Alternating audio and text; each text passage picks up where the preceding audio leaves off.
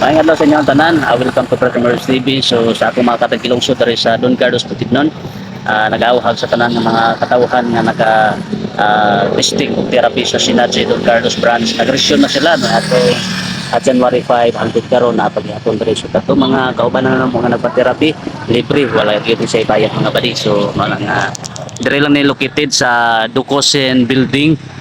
Straight lang siya sa Loyola unya kaning tapat sa Sagol kani adto. So kinsa to ang gusto o kinsa tong adunay mga balatian nga sama sa arthritis, diabetes, high blood, headache, stroke, menstruation problem, joint pain, back pain, prostate problem, high cholesterol, high sugar, asthma, mayuma, eye problem, kidney, heart problem, o high blood o uban pa. So daghan kaayo ang pwede nato nga benefits nga makuha ni tungod kay libre o ang ihang ginapunteryaan ni nga device kani nga machine mga higala is kaya niyang punteryahon ang tanang mga sakit o kaya niyang i-revive ang ato ang mga weak cells o kaya niya nga i-rejuvenate ang tanang mga cells sa atong mga lawas. So mao na nga atong isamantala ang panahon nga naa sila diri nga nagakandak og libre nga therapy. So pagdala lang og tubig ka lang sa kasayuran sa tanan kanang Sinaji usa kini ka Japanese company ni atong 1995 pa ni sa ato ang nasod sa Pilipinas ug karon pag ini naabot diri sa ato ang lungsod sa Don Carlos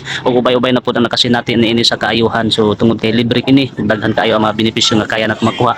Sulod sa 30 minutos nga imong pag-undergo sa therapy equivalent na siya sa 2 to 3 hours na pag-jogging sa gawas. So mao na nga dako kayo ni siya og impact sa mga trabahante sa gobyerno nga wala kayo nagawsan og singot tungod kay aircon ang opisina. So okay kayo ni siya para nga nindot ang ato ang pamati. So hopefully nga daghan pa magkaubanan nga magpa-undergo therapy tungod kay libre gid kayo ni wag bayad. So salamat kayo, salamat lang sa pag-share, pag-follow sa atong Facebook page Pertimers TV. God bless.